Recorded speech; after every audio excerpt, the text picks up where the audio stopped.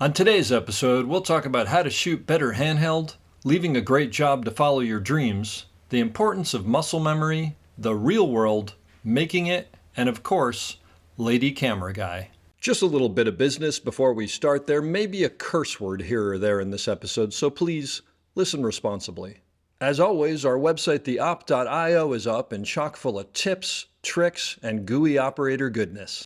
Make sure to check out The Breakdown, where the best operators in the biz explain shots they have done, The Musings, where we discuss everything from quick tips to larger concepts of storytelling, the answers, the images, and so much more. I may or I may not take a break or two during this episode, but I promise that none of them will be longer than 22 seconds. Finally, if you are enjoying the podcast, please follow us, write a review, share us with your parents, and talk us up around the water cooler with your friends.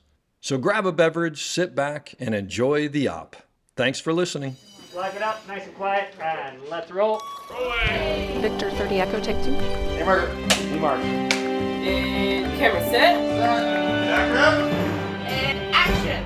Hello, everybody, and welcome back to The Op, the podcast where we talk about operating and the art of visual storytelling. My name is Dave Comides, and I'm your host, and we are here yet again, thankfully, to Panavision Woodland Hills, who is allowing us to be in their theater because it sounds so ridiculously quiet and cool. I'm here today with a great operator, really excited to talk to her, Gretchen Warthen, who has, unlike some of the other operators I've talked to so far anyway, has done unscripted, has done, or slash reality, has done documentaries, has operated, has been a cinematographer, has done narrative, so it's like across the board. So I'm really excited to talk to her about that and hear a little bit about how that's different from what straight narrative operators do.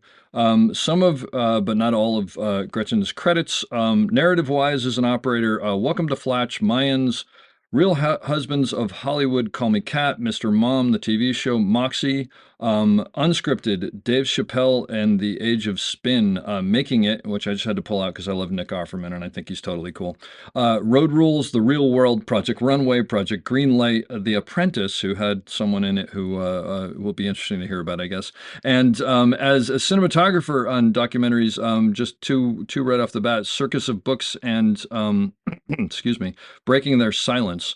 So she's kind of been all over and really excited to talk to you. Thank you for being here. Thank you for having me. I'm excited to be here. This is great. You shot also, did you shoot The Lazy Environmentalist? I shot on the pilot. Okay, because I was on The Lazy Environmentalist as a guest. Really? Yeah, I had a whole 10 years where I taught environmental education to students, and they brought me in as like an expert who sat with this family to try to go, well, you could try this, and you could try this, and you could try that. And so I was on, I don't know what episode, like episode 3 or something like that. And I saw that, and I was like, maybe I worked with her, because as the person in front of the camera, I was like Mr. Deer in the headlights, so I don't remember anybody who the camera operators were or anything. I know. Get me in front of the camera. I'm like, Yeah, I always say there's a reason that I'm behind the camera, and it's because there's no way I can get in the front of the camera. Exactly. So, tell me how you got here. What's your story? My story, I'll start with saying everybody's story is completely different. 100%. So everybody that asks me, how do I get to where you are? It's like, I cannot tell you how to get to where I am because it is a crazy cross-country adventure where you stop in strange towns and you break down in weird roadsides and you get on a dirt road that's less traveled and then it's a dead end and you go back. And there is just there's no roadmap. So anybody who's just starting, keep an open mind, try everything, work in different departments. It doesn't need to be camera. A lot of people will not work outside of camera, but camera is very important, especially in narrative. It's important as an operator that I worked in wardrobe, I worked in set design, I worked in props, I worked in a lot of different departments because at the end of the day, thousands of hours and millions of dollars have gone into planning and execution of what is now in front of my camera at this moment. And it is my responsibility to make sure that all those thousands of hours that people have put in and toiled over are represented correctly. Yes, the director's vision, and this is all in support of the director's vision or in service to the director, but I'm the last stop before it gets recorded. Yeah. So the gatekeeper. I'm the gatekeeper. Yep. So I will often talk to the on-set dresser, or if perchance the set designer's there, are there certain elements in this scene that mean something to you that you think move the story forward, that if this is our fourth wall, we're never going to see? And quite often they'll be like, well, yeah, is this not going to get seen? I'll be like, no, and the blocking that we now have will never be seen. And they're like, great. And they'll work it in somewhere. Yeah.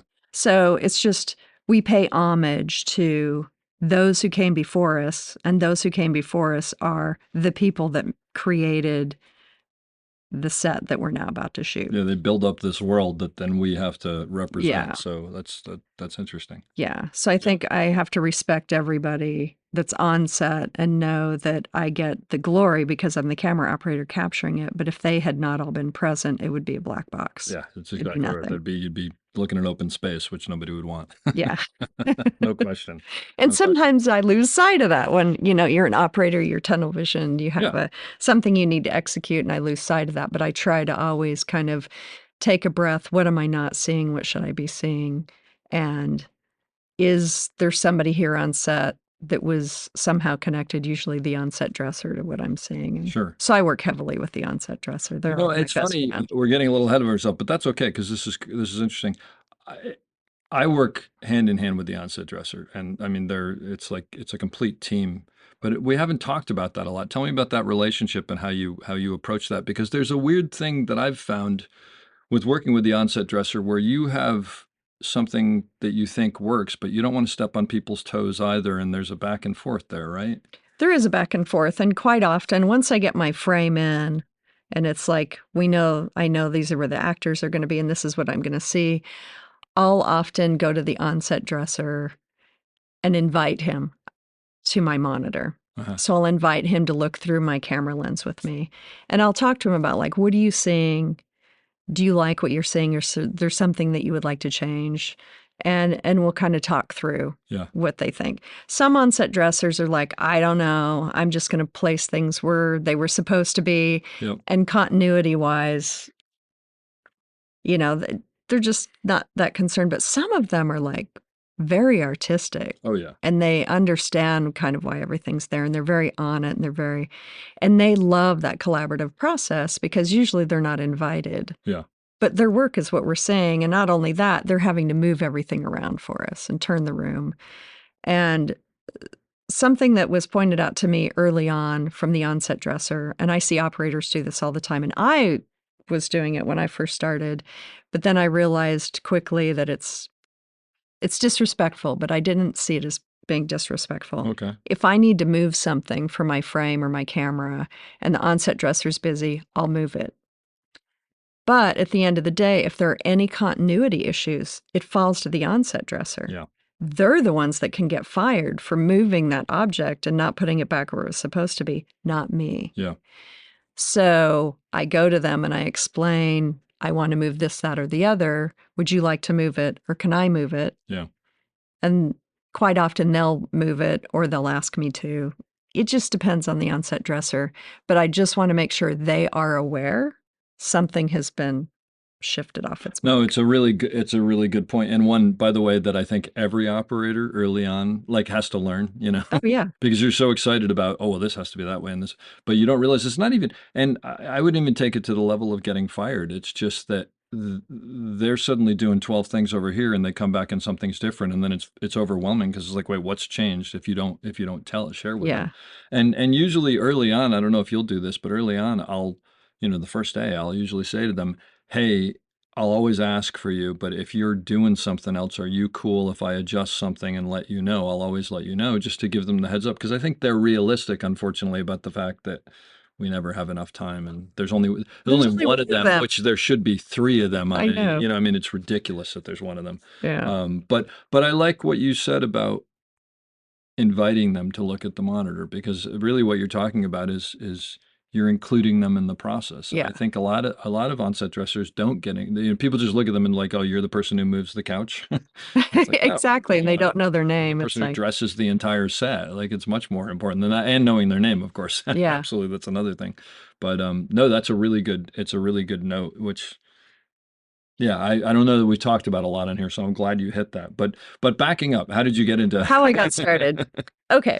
So, I started working really young. Okay. Like I was 12 and I wanted some designer jeans and my dad was like, "If you want designer jeans, go get a job and buy them yourself." That's great. And I'm like, Where did you grow up? "Oh, Southern Idaho." It was a little town of 200. There Okay. was like 200. yeah, so small. That's a really little town. It was so small and very Mormon. And my family, they were like hippies from San Francisco and Wow. thought it would be nice to move to the mountains of Idaho when it was time for me to go to school. Okay. So we move. My dad was like, beautiful long hair. Like, if you were going to dress up somebody to be like the hippie that's going to be in a magazine and be beautiful, the beautiful hippie, that would be my dad. Like, Okay. everybody worshiped my dad. He was always like the cutting edge of everything. Uh-huh. And so we moved to Idaho, to this tiny town of 200, and we're Episcopalian hippies from San Francisco, and they're all like old school Mormons that like their relatives came over on the covered wagons and all So that you stuff. fit in very nicely. Oh, it was really bumpy, but it And was how old were you when you moved there? it was kindergarten. Okay, so 'Cause we lived in the Mission District in San Francisco, and they were worried about it being a little dangerous for me to go to the school. Mission District in San Francisco to the Idaho. mountains of Idaho. Wow. Well, but you were probably young enough that at that age you just go, okay, this is Yeah, it's like, what oh, it is different now. Yeah. friends, no Yep. big deal. Yeah. But it was bumpy, and I won't get into the bumpiness of it. But so I grew up in this small town and got a job early. And it's interesting what financial freedom can do for somebody. And I'm always telling, nieces and nephews, get a job. Yeah. And so by the time I was a senior in high school, I had a full-on resume. So my senior year in high school, I worked for a law firm, and one of the lead attorneys in it was the attorney general for the state, and really high-profile law firm. And I was a legal clerk. Like I did kept track of all the files, updated the law library, Wow. took documents to court to file The them. attorney general for the state lived in a town of 200? No. Oh. I'm sorry. I guess I did leave out a No, huge, okay. huge thing. Just So I started, so that job, and then I got a job in a nursery with plants. It was Yeah. just like whoever was hiring, and I thought it would be interesting. And then my parents divorced, and my mom moved to Boise, Okay, Idaho, gotcha. So you're in a bigger to go city. back to college and get a degree. Okay. And so I moved to Boise with Gotcha. her. Okay. So now I'm in Boise, Idaho, senior year in high school, Working at this massive law firm and get a job at this people. law firm. That's So it's really great. Yeah. Like I've got paid holiday, vacation, 401k. Oh Yeah, I'm my a senior in high school and I have like a retirement plan happening. It's amazing. And I'm not really even thinking much of it because it's just where life takes you. Yeah. And so I have this really great job, and then that takes me into college, and they, love that I'm in college. They work around my schedule, and there are computers there, so I don't have to hang out at the computer lab. This is dating myself. Mm-hmm. So, I do my papers there, and I end up working for that law firm for about 7 years, and I decide paralegal's where I want to be because I don't have to pay for law school, but it is a job still in law, Yeah. and they make good money, and it's fascinating. It's interesting. So I'm basically an attorney's assistant. So that's what I was going to do. Totally made sense. It was a good life. Mm-hmm. I drove a BMW. I mean, it's just like, it was so great. And then, but a big Madonna fan. So Madonna had a Make My Vogue video contest, and some political science department friends and I were like, oh, let's make a video. So we go to Sears and we buy. Like 1980 something or other. Is this in the 80s? Yeah, 80s. Yeah. Yeah, Okay. 1980s. And what you're in your 20s basically. I'm in my 20s. Okay. We're young, we're Yep. running around, Yeah. whatever. And so we get a camcorder at Sears Uh-huh. because they have a great return policy. By the way, at a certain point early in my career, my camcorder came from Circuit City because they had a great return policy. Because I couldn't afford a camcorder. You're young, you're broke, you I want to love do a it. That's so project. great. Yeah. Yeah. So we get this camcorder, and we wrote what I now know is like a treatment and shot list and all this stuff, but But we you didn't know. no idea. And this is pre-internet, so it's not like you can look up. Yeah, we you can't put look at Chat anything. GPT. Exactly. How do I? Yeah. No, this is still when you go and you have the card system at Oh the yeah. library. Yeah. All right. Yeah, there's the library. Yeah. There's no internet. We'll explain after the show what a library is for the Yeah, people. I miss the library. So we shoot this video. Yeah. And I should also mention that we did not know what voguing was. Because the video wasn't out yet. The video wasn't out yet. Okay. We didn't know what voguing was. Oh, interesting. So we're doing like drill team moves and whatever. I don't know. But we had a great time. It was awesome. And there was this really strange thing that happened to me when I put that eyepiece to my eye and started taking the vision in my head and putting it on a digital format. Yep. And I loved it. It kind of changed. It was a big like shift in me. And so that fall, one of the people that did the video with me, it's like, hey, let's take intro to video and we'll just make projects. It'll be great. We did it for audit, no credit. So we didn't Like have at to the do. local community college? No, or it was something? at our university. Oh, okay. We All went to the comm department and signed up, and no papers, no tests, no reading. We just would only do what we wanted to Yeah. do. That's We had a great time. That's And I ended up in there making an autobiographical documentary towards the end. And that was my final project. And the teacher was like, he came to me and he said, this project is really great. I want to talk to you about the next class you take and maybe future projects. And I looked at him and I said, this was just for fun. I didn't take this class Yeah. to be. It wasn't a career. This isn't a career. I have a great career. I know where I'm going in life, and Yeah. it's great. And he convinced me by telling me, make whatever you want. Never come do another class. I don't care. We'll do an independent study. I'll give you 6 credits. Make whatever you want. That's great. And I'm like, make whatever I want. He's like, yeah, I'll give you a set of keys to the gear room. Check out whatever you want. If you are inspired in the middle of the night, just come down, unlock it, take a camera, shoot something, That's amazing. put it back, as long as you're Yeah. not interfering with students in class. Yeah. So I'm like, oh, okay. Not realizing what a gift this is. It's just somebody like It's incredible. saw something in me that I didn't see in myself. Sure. So my next project was a documentary feature because I didn't know any better. That's a huge thing to take on. And I'm like, hey, everybody. So I'm like getting all my friends to shoot this project with me. But that's actually the benefit of stupidity sometimes, is you know, don't know how right? big of a road you're going down. Yeah, That's great. it was great. And the feature won awards and made it What into was it on? festivals. It was about, there was like a drag queen court in Boise, Idaho, which at the time was the largest in the Pacific Northwest. Oh, okay. And some people thought possibly the largest west of the Mississippi. And this was at a time when that was not a thing that was Oh around. yeah, It wasn't we like knew there that. were drag shows at the local Boise gay bar, but Yeah. I didn't know what this court was. I didn't Yeah. know what they did. And so it was just kind of about them and what they do. And like they did Meals on Wheels and all this stuff as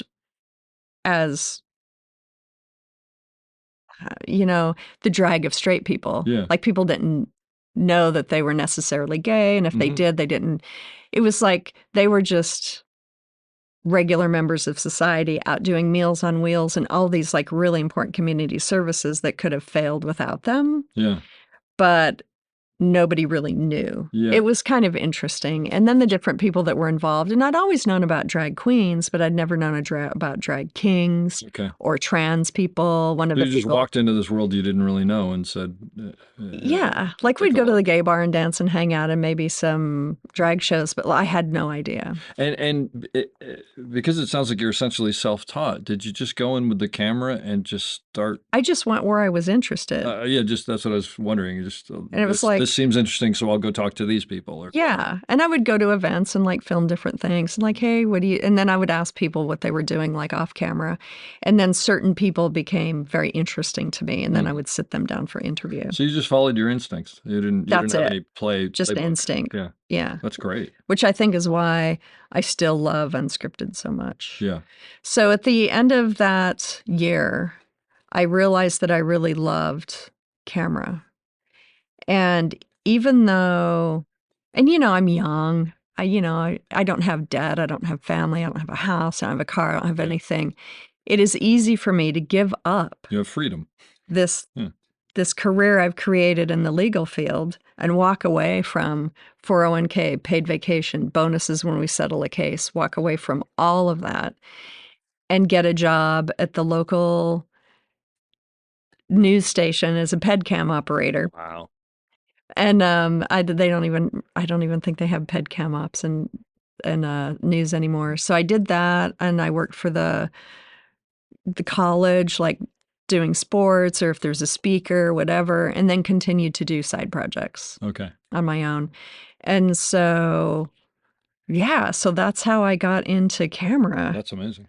Do you remember what it was? You said something when you picked up the camera and put it to your eye. There was something. Do you remember what it was? It's interesting. I feel like and I'll do this, like if I'm having stress at home, if I can get to work and get my eye in an eyepiece, I go into some magical, So this is something that connects with you. It's interesting. It's like I go into another world and I can disconnect from myself and live somewhere else. Yeah. Oh, interesting. And I've been in some pretty scary situations, but once I put that camera to my eye, all my fear goes away. That's interesting. I haven't done a lot of documentary. I actually would love to do more because I find it fascinating. But I was on a documentary in Haiti right after the earthquake. That was a documentary that was ongoing about Partners in Health, but they felt like they had to tell that part of the story because Partners in Health is in Haiti and all these things. And we were down there and we were filming in operating rooms. I mean, they weren't even operating rooms. To call them that wasn't quite the thing, but there were people operating, doctors operating. And I remember going in thinking, I don't know how I'm going to get through this because I get kind of queasy when I see, and some of this stuff was gnarly. But the second that I got the camera up to my eye, it was sort of just, oh, I'm in here and I'm looking at this stuff, but I don't know whether it was I'm doing a job or whatever, but it just sort of that part turned off. And it's somewhat similar where I just went, oh, okay. So I want to make sure I get that, and I want to make sure I frame this, and I'll connect these two things. And it just sort of went into autopilot in a weird way. So I wonder if that's similar on some level. I'm sure it is. Yeah. Even in narratives, when I know what's going to happen. Yeah. I get in there and it's like, oh, what if I do this or I do that? Like I'm interacting with the story as an operator all the time. Absolutely. And in documentary, you don't know what's going to happen. So it's constant. Sure. You know. So you started out in documentary, it sounds like, clearly. Started in documentary, moved to Seattle after that to work in whatever, because at the time there was Twin Peaks, there was Northern Exposure, Medicine Ball, Sly Stallone, and just had a big movie up there. All up there. It was like really happening. And so I move up to Seattle right about the time everything goes to Canada. Jeez. So I'm there, like the strike right now, everybody's unemployed. Yep. So it was kind of like a similar thing where there are all these really highly qualified people that now have no work. Yeah. So are you going to hire me or somebody from Twin Peaks or Northern Exposure or? Yeah. And so there was just no way. Yeah. So working at the law firm, I made a lot of photocopies. So I was able to get a job at Kinko's.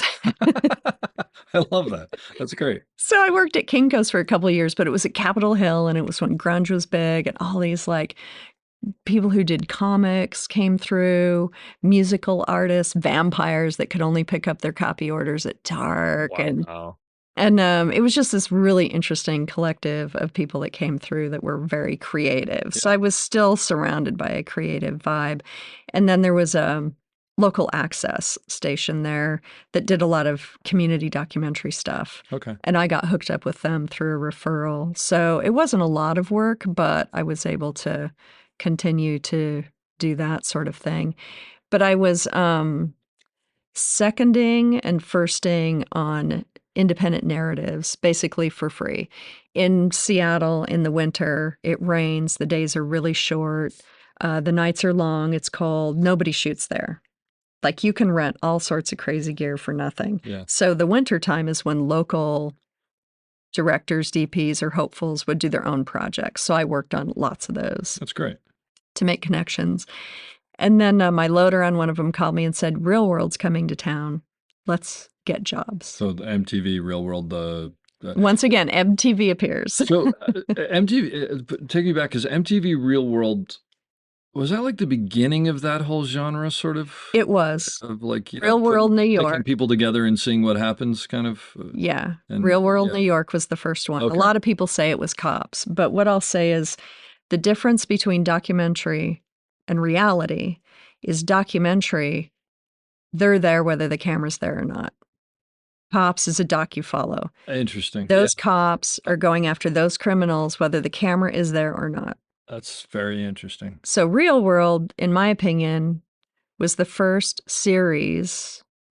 There is American Life, which is a documentary, but that family would have been there, whether True. the cameras were there or not. That's true. So to me, that is still documentary. Yeah. So Real World kind of evolved, and I had the conversation with one of the creators in a very long car ride once on Road Rules, going from point A to point B. Okay.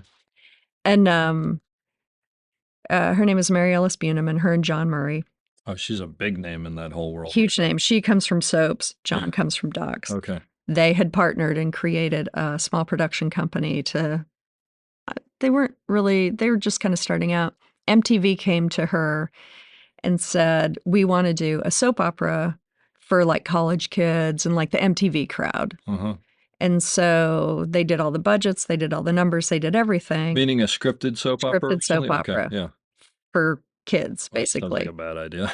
And, but it'd be like living the rock and roll lifestyle. And I mean, we see a lot of television shows like this now. Well, I was going to say, it almost sounds like My So-Called Life, which actually is a great show. Yeah. So something like that, but they couldn't afford it. So John and Mary Ellis came up with this idea. They're like, okay, what if we take like 6 really interesting people that could be characters, in a narrative, but they're not. They're actually real people.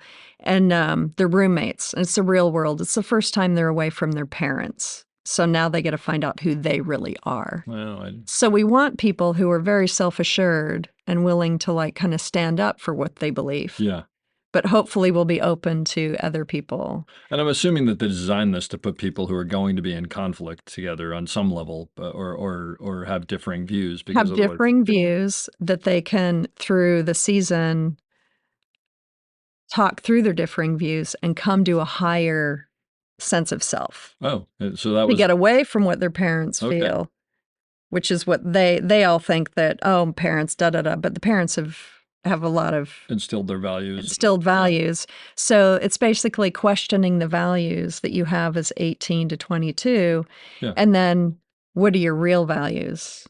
So people come to a higher sense of self, and hopefully these conflicts are resolved. Interesting. They were huge on conflict resolution. Really? So I have to say, I know the show and I'd seen pieces of it. I never watched the show fully through, so I don't really know too much about it, but conceptually I understand it. Yeah. But so is there a tremendous amount of manipulation in those shows? Well, what I'll tell you on Real World, when I was doing it back then, I was not even allowed to talk on my walkie in front of the cast. Just there's no polluting of the situation. Yeah. It's like flies on the wall.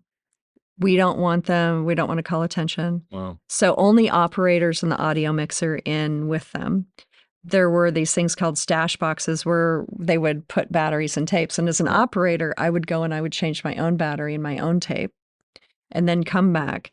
And then the director would let the ACs know when they could go refresh the stash box when the cast was in a different part of the house. Wow. I'm amazed. So let me ask you a question. So you're focusing yourself and you're doing everything. Oh yeah, everything. The ACs are basically just dealing with tapes and they're logging the tapes. They're prepping. But you're doing everything. And, I'm doing everything.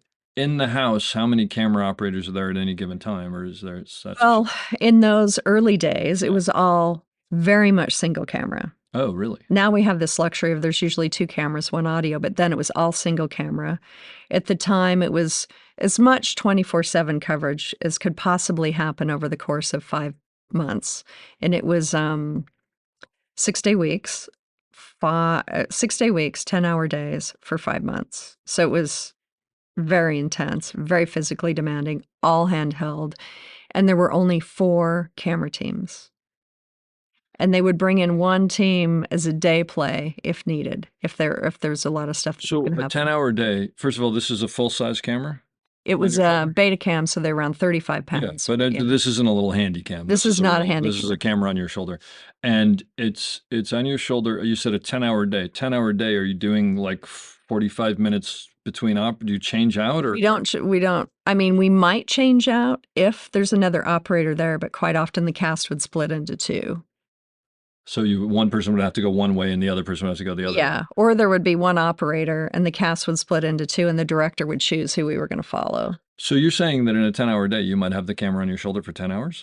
Yeah. Usually, what was really nice about directors back then, and they were documentary directors, is they could shoot and do audio.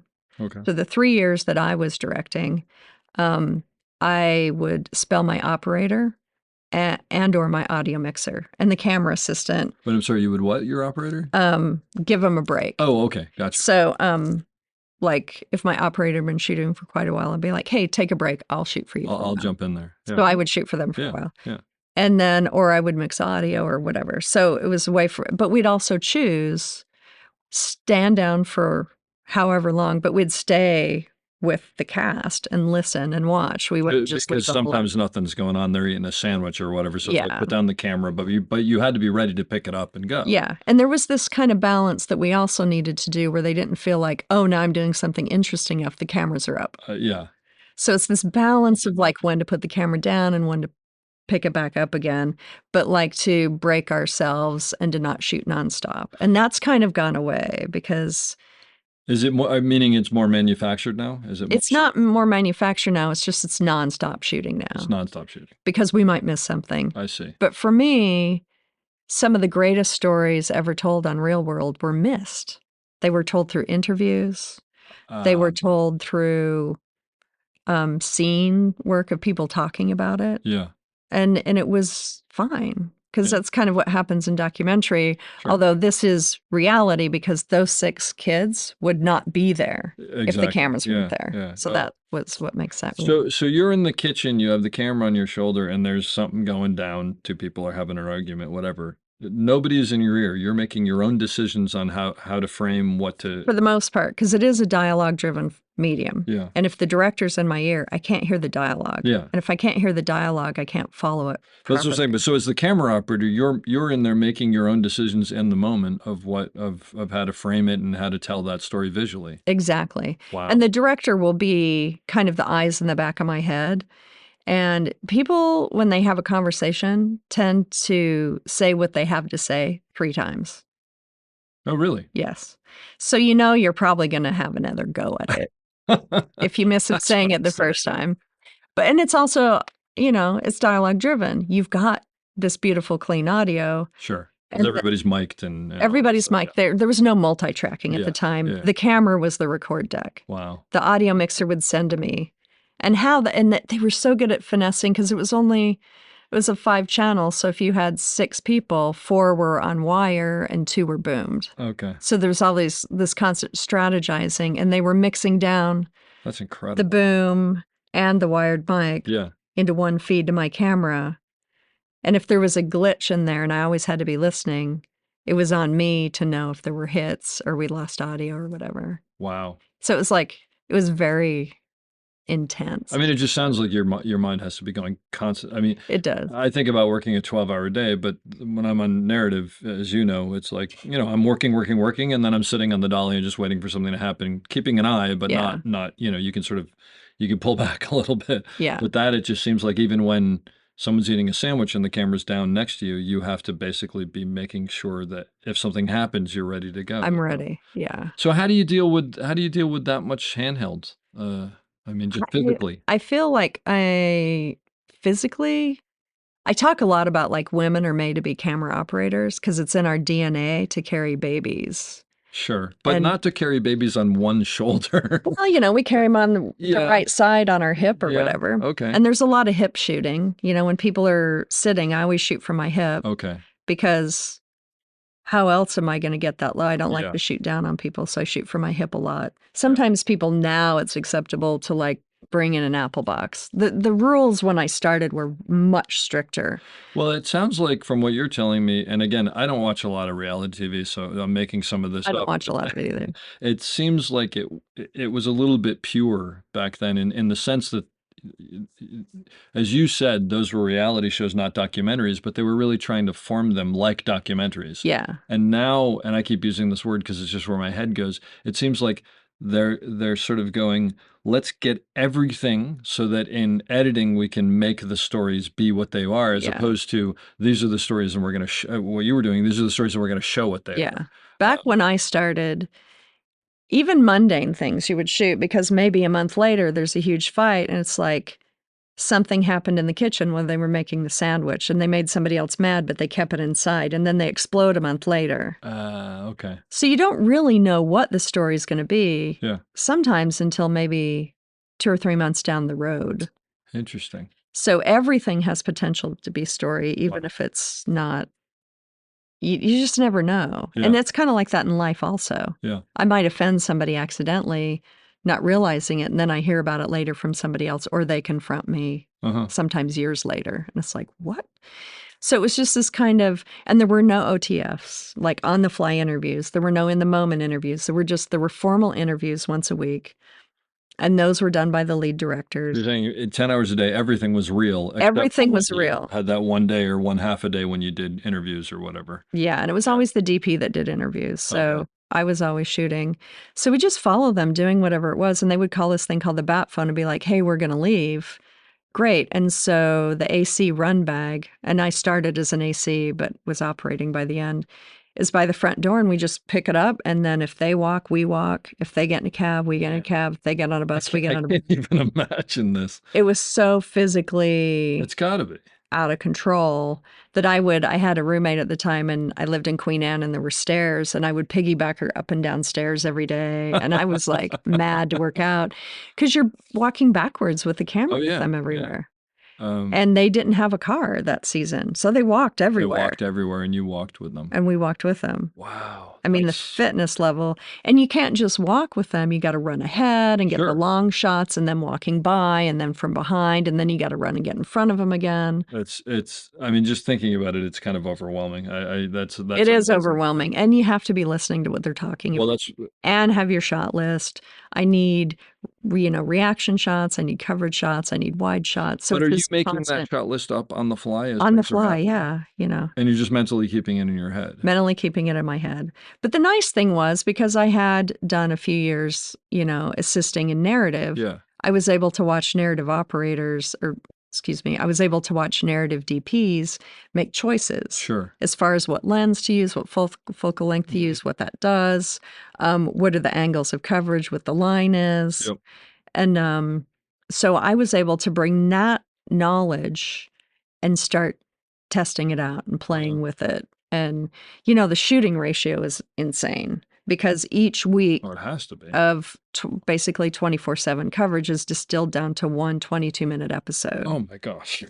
So if I make a mistake, it's not that big of a deal. And it's dialogue driven. So it's all about the audio. Sure. So if my camera shot is awful, they can choose something else. Well, and the reality is, based on what you just said, the chances of it actually needing to be in the show are slim anyway. Yeah. Because I mean, what is that? I don't even know what that ratio is, but it's Yeah. insane. And every time, like if you think of the course of your day, all the scene setups in one day of your life, Yeah. it's hundreds. Oh no, yeah, absolutely. So it's just like this, And that's just one person, so you've got multiple people. yeah. So you, how many years did you operate on the show?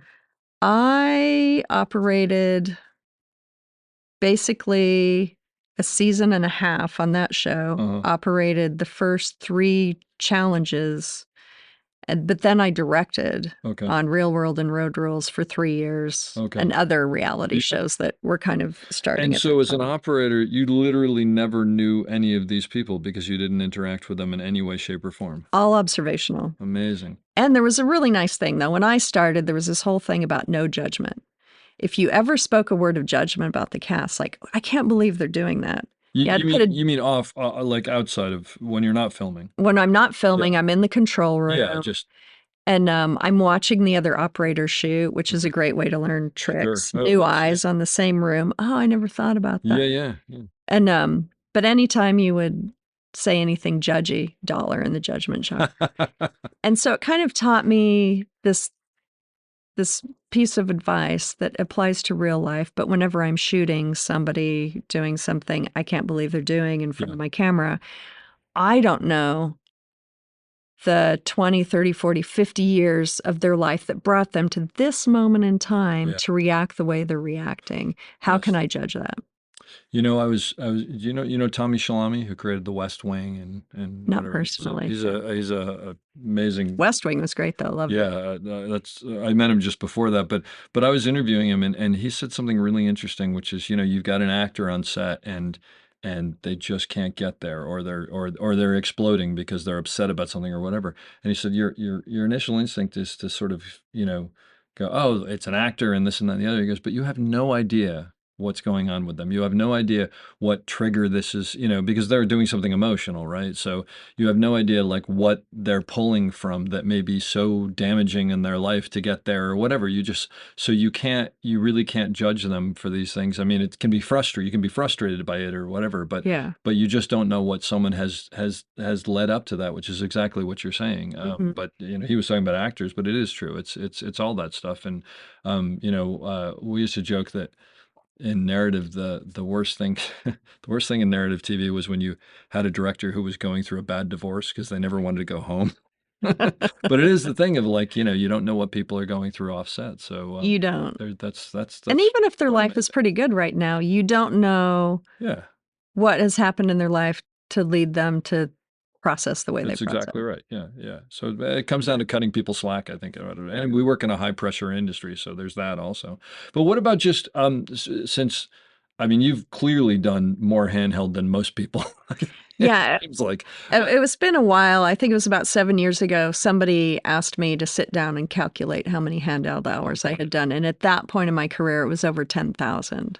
Oh my God. That's incredible. Now how do you physically deal with that?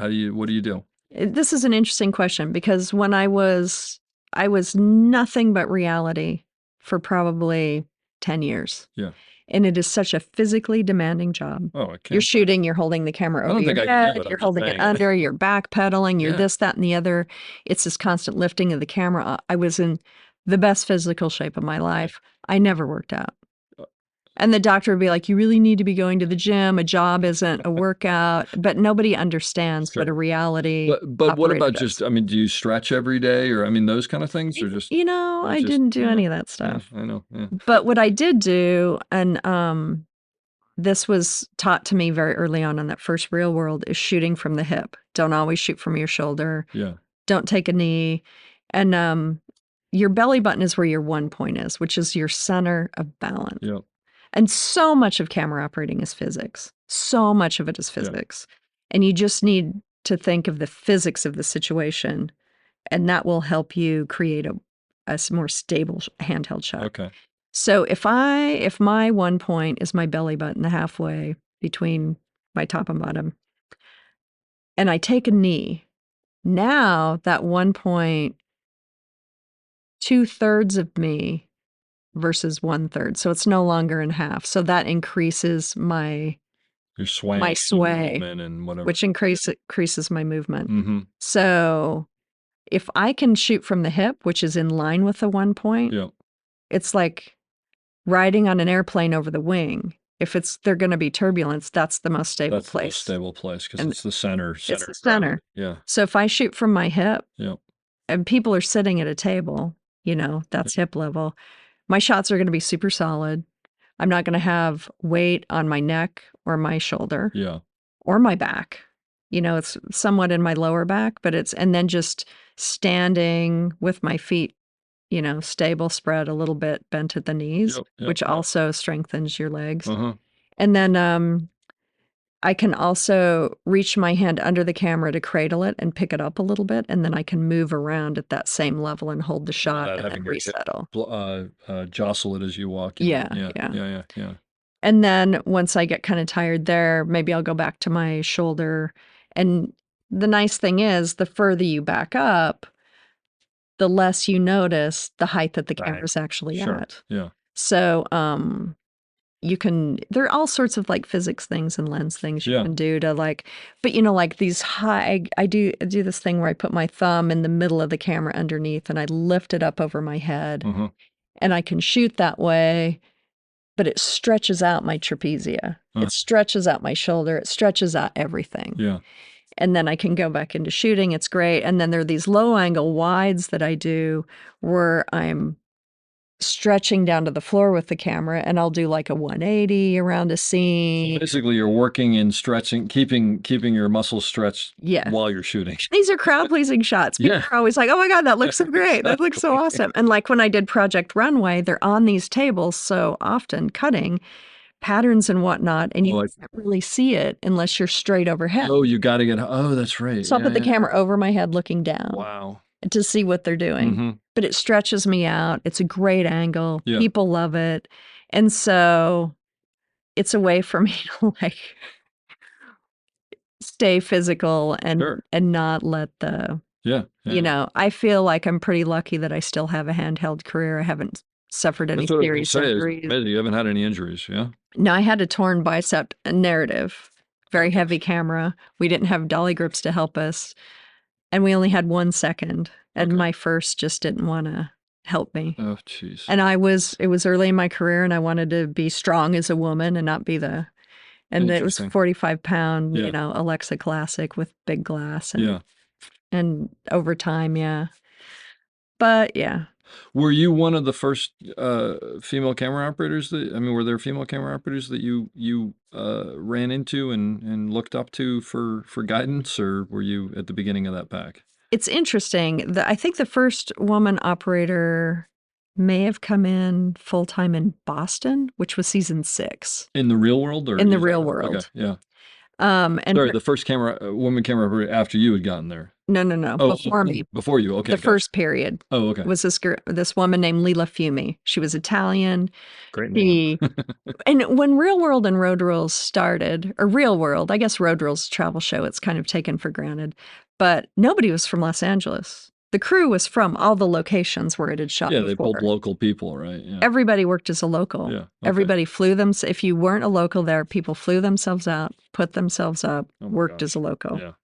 So they would like pick up people, and that's how I got onto it. Like after Seattle, it was Hawaii. So a bunch of us flew ourselves to Hawaii, stayed in the cast house while they were painting it, helped them paint, looked for places to live, found apartments to rent, That's so sometimes cool. together, sometimes apart. Yeah.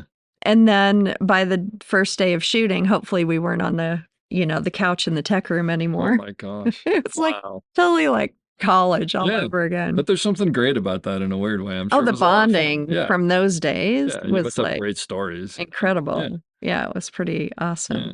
What was the question? About women operators. Oh yeah, so Lila Fiume, she was the first.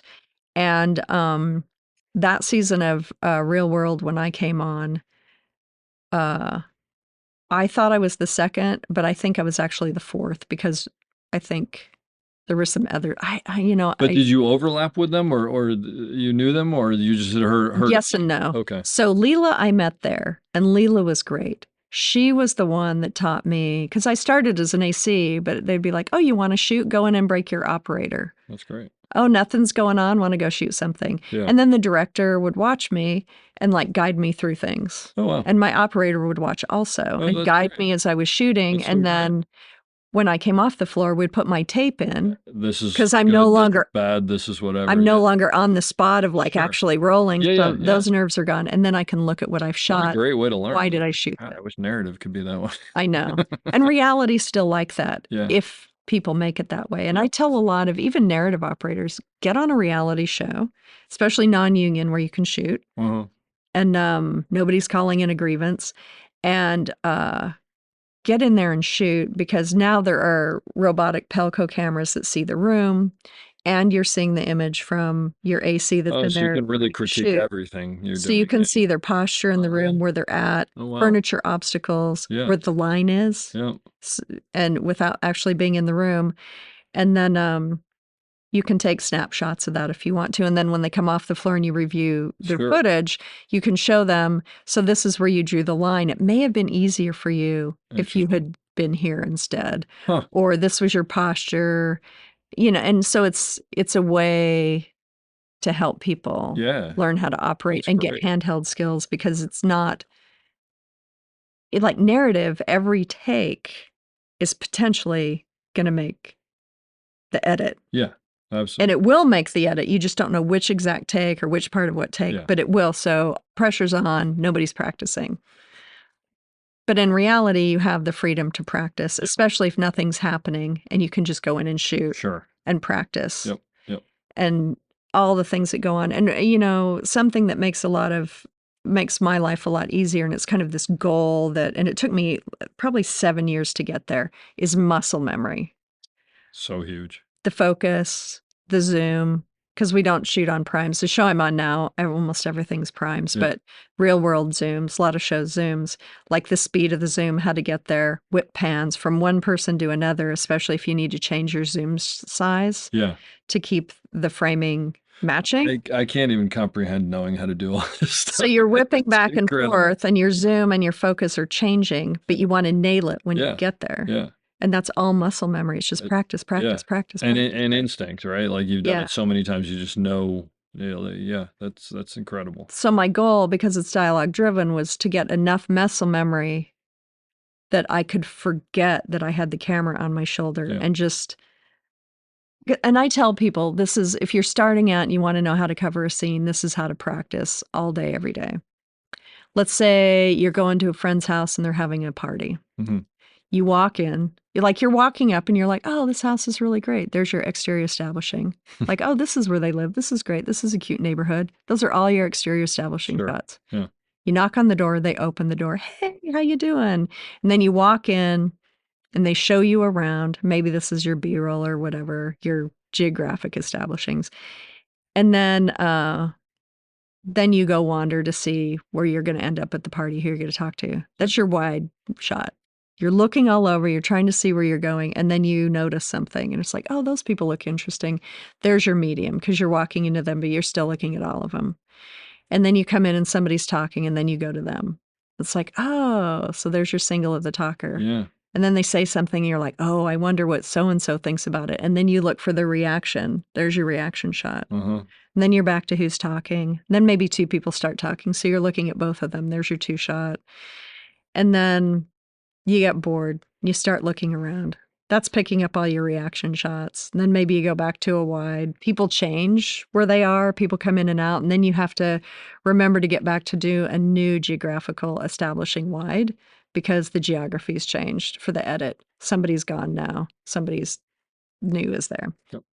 And then, but you get kind of bored with it. And then you kind of start looking around and it's like, oh, I wonder what's going on over there. And then it's another scene. It's another bunch of setups. It's more coverage. But at the end of the day, narrative, non-narrative, whatever, it's still all storytelling. Right? It's all You're just storytelling. breaking down storytelling, and it's the same way in narrative. We all do it too. It's just it's more designed and controlled and contrived, for lack of a better word. And the first feature I DP'd, the director didn't want anything preconceived with Narrative the actors. feature. Narrative Narrative feature. feature, yeah.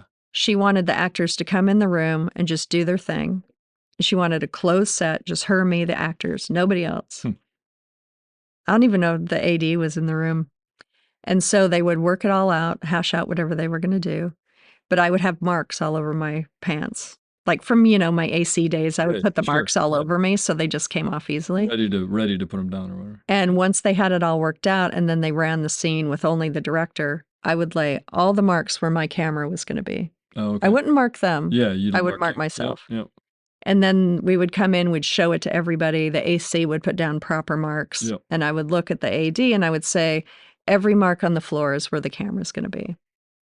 So for hair, makeup, and wardrobe, as far as who we face first, or actor performance with the director, who we face first, what order do you want me to go in? But I knew every shot that I was going to get after that rehearsal. Yeah.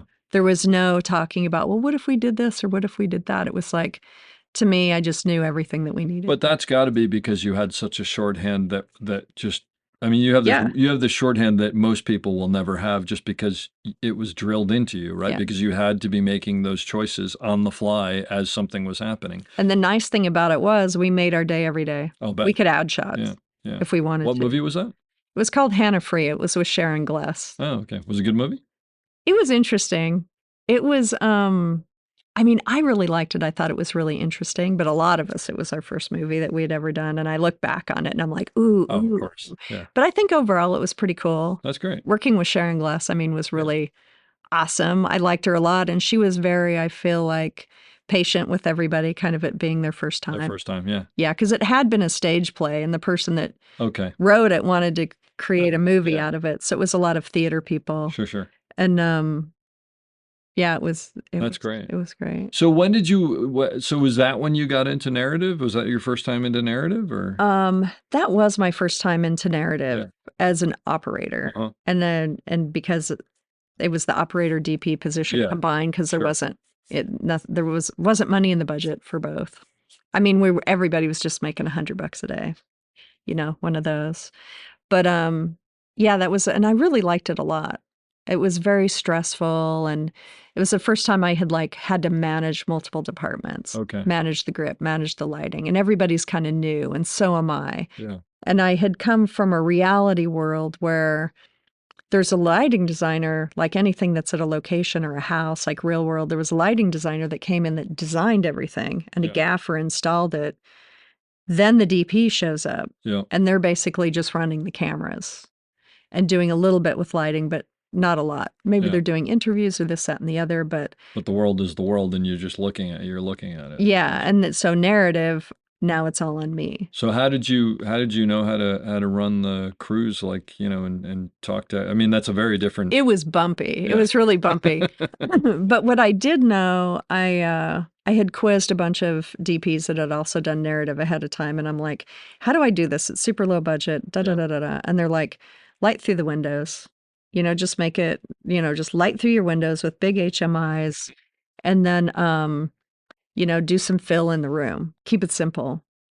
And then you have consistency and whatnot. And, you need to know script-wise time of day, so you know how high or low the sun is going to be and what color gels to put on. Yeah. And it was interesting because I could never get those answers, so I kind of made them up myself. But but it was a really good lesson for me in lighting through windows. And there's a reality doc follow. We're following entrepreneurs developing products, but they're all still home-based because they're small. So we're actually in their homes, and they would be there whether we were there or not. Yeah. But we are there following them. So it's kind of this... It's a hybrid. It's a hybrid of the both. And there are 4 units, each lead camera of the unit light stuff. And it's funny, I worked with one of the other units the other day, and their lighting aesthetic was so different from mine. All the fixtures we used, I'd never pulled off our truck. Oh, wow. For me, I just want a couple hard sources through lights or through windows to light up the environment. And then the people will move in and out of this light. They won't be lit themselves. The environment's lit lighting the environment in a way that... So that lesson that I implemented 15 years ago on a feature is something that I was like, oh, okay, great. And it serves me well in documentary also. I used to do the home follows for Project Runway. At the end of Project Runway, there are, I think, 4 finalists that go away to do full-on collections. And this awesome guy named Tim Gunn goes to their house or their studio or wherever and looks at their collection and critiques it so that they can make changes for Fashion Week.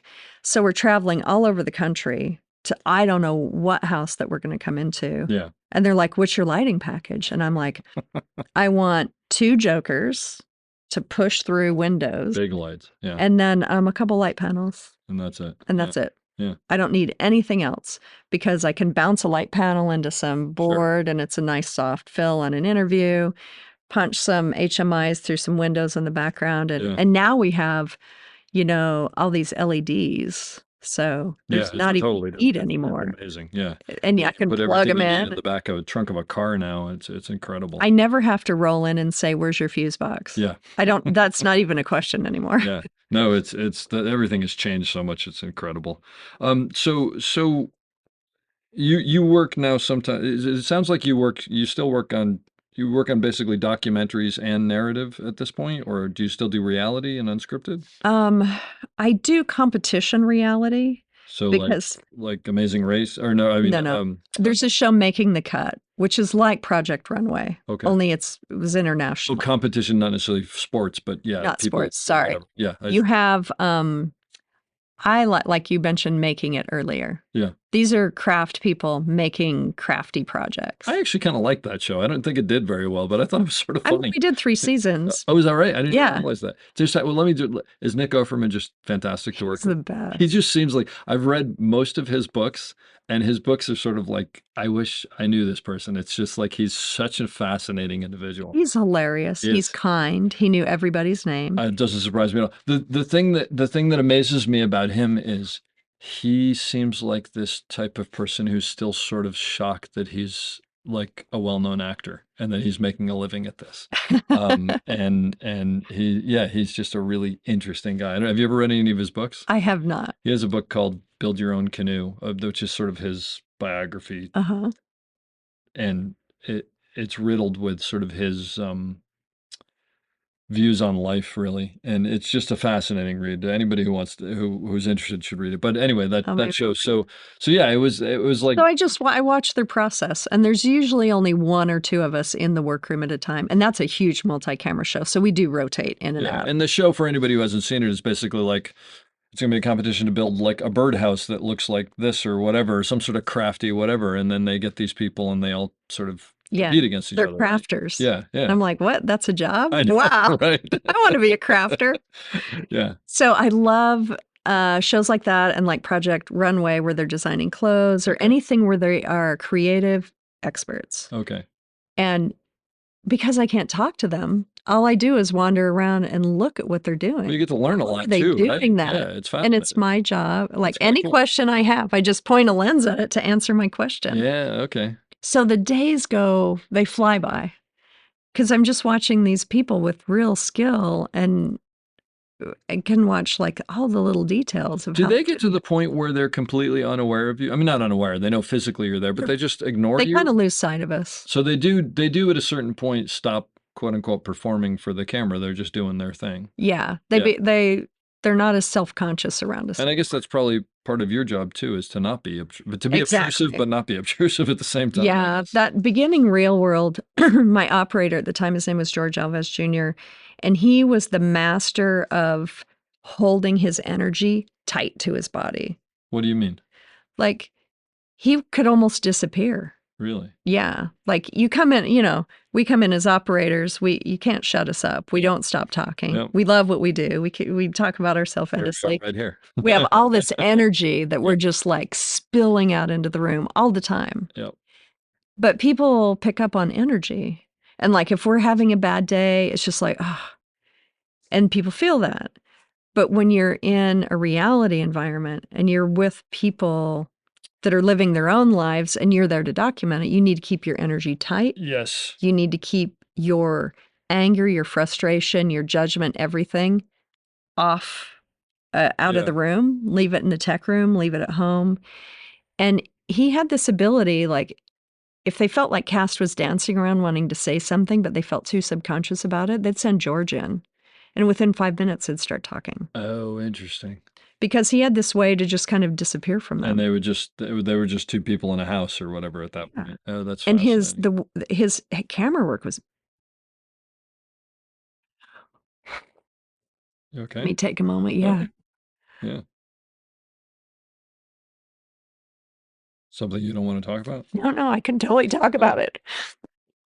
Yeah. So I actually paused there for a minute because as Gretchen was talking about this operating, she actually got a little misty, and I thought something had happened, but you were just saying No. it was such beautiful operating that it actually affected you. I mean, which is look, here's what I'll say. Number one, I hope someone some point in my life thinks something I do is that You're good. operating. And secondly, that it's Yeah. unscripted. It's not what you would think. Well, it's interesting because like his ability to just be invisible and people to be vulnerable in front of him and him to be, to have no judgment and no energy there and to allow them a safe space to just continue to be themselves. Incredible. But the way he would cover it, like you have to move, you have to still cover. Yeah. and they will see you in the periphery. There's no way that you don't change the energy of a scene by walking up to it. But he was so good about they would recognize he was there, and then he would just kind of fade away. That's amazing. And he could shoot live, which is like you just see it play out in this single camera oneer, this whole scene, where you don't have to edit to cover up anything. There are no repositions to cover up. But to know where to go, when to get the reaction, somebody fidgeting. I don't like to go to hands just as a bailout cutaway. But he would know when to go to the hands, to the this, to the that, to suddenly back up into a wide shot. And it made sense. To slowly move in. Yeah. It was just... It's ballet, right? Yeah, something like that. It was just absolutely amazing. And the fact that, I look, as a Steadicam operator, I can understand what you're talking about, but I also get to go, I've looked at the rehearsal and I've looked at the thing and I know what's going to happen. And when he does this, but he's doing it live. And for him to quiet his internal dialogue, which is something luckily he was my operator when I was ACing. Yeah. Oh, okay. And when we were in the field, there were no microwave transmissions. So the directors didn't see what we were shooting, but it's audio driven. So they just want to make sure the audio was there, and I could visually look at him and know by the tilt of his lens if it was a wide or a tight. Gotcha. Tilts down, it's probably a wide. Tilts up, it's a tight. Mm-hmm. And because the audio mixers were always booming, they also knew the tilt of a lens where they could put their boom, which is kind of a lost art. Yeah. Especially with multi-tracking. But his ability, and I could watch him, and then we would go back to the real world house, and I'd be in the tech room logging his footage, and then I could see what he had done. Yeah. And the choices that he made. Mm-hmm. And then when I would go on the floor and I would be shooting a scene, practicing, I could implement all those choices and what he did. So great. So my aesthetic comes from being invisible.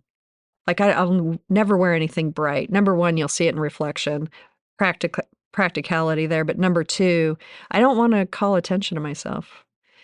And then the shooting live so that they can place the edits where they need to be for emotion or to convey a story. But yeah, anybody who can really cover a scene live and listen, like I will get emotional, like watching their footage. Mm-hmm. And it was funny because in the early days, there weren't a lot of us in reality, like maybe 100, including all the producers, but maybe a couple dozen operators, maybe. I don't even know if it was that many when I started. Well, because it was only like 3 shows. It was Real World Road Rules, and then Disney did this thing called Bug Juice, which I also worked on. Mm. But you could watch the way somebody was shooting and knew who they came up under. Really? Knew who the directors probably were and what production company they were with. That's because I would have no idea, but that's incredible. And it was interesting. And I had somebody call me once and say about this operator that they were working with, and they were like, "So she came up under you, right?" And I'm like, "Well, she did AC for me for a little while." She was like, "I knew it." So it's like, cool. All our tricks. You have your style and style. Yeah. And I always tell people, don't in the reality genre specifically, if you want to be an operator, don't AC for the same operator all the time, because you need to. Everybody has different eyes. Yeah. And you need to learn what you do and don't like, and then that creates your style. Well, and the other part of it, I think, is you can have 4 great operators, but that doesn't mean that that what each of them does is what's going to work for you. You have to go, I want to see what you all do, and then I'll take and modify whatever works for myself. And I think that's everything we do, right? I mean, I did a doc series around the world, 12 years ago now, and I think there were just like 4 or 5 of us, and we had a 3 sets of AD teams by the end of it. It was a monster show where we're traveling the world. We're in Haiti. We're here. We're there. What was it? It was called Operation Change, and it ended up airing on OWN. Oh, wow. OWN didn't create it, but that's where it ended up at. And it was a real monster, and I knew, and I inherited the crew. So I knew the strengths and weaknesses of all the operators and the scenes that we were going to shoot and the intention of the scenes. This one's going to be emotional. I need this operator. He has an aesthetic Gotcha. very similar to George Alves Jr. Mm-hmm. He'll be beautiful for this. This scene is that. She's great at this. She's so physically fit. She can backpedal 10 miles. I'm going to put her there. And the AD team, without telling me, switched everything around. Oh, jeez. And we also had different pieces of camera. I'm assuming you were directing this. No, I was the DP. You were the DP. Okay, gotcha. Okay. And we had different cameras. We were using a full frame camera. It was the FX3. It was the first one that came out. We're the first people to use it. Okay. So we had 2 of those. I went F800s, which are like beta cams, which are like, you know, the run and gun choice of everybody. Yep. And then we had a red and some other stuff, but they had intention. And so the camera crews went out that morning with all the gear that was intended to go with them, and then got assigned to different scenes and they were supposed to shoot, or different destinations. And I was so upset, and I talked to the AD team and they're like, hey, this is plug and play. We send operators wherever they need to go. And I'm like, but we went over all this last night, and I'm the DP. What's the point of that? And the director, and I sat with you and made all these choices. Yeah. And they're like, I don't see, everybody should be able to operate. And it's like, but you don't understand that we operate differently. Yeah. We all have strengths and weaknesses. Yeah. And I want the perfect person with a perfect scene. I don't want anybody, struggling or bringing back maybe work that they're not going to be proud of. So like, I put a lot of thought into who I have shoot what, and everybody is strong on this team, but some listen and some don't. And if it's a scene where I need somebody to listen, this is who I'm sending. Yeah.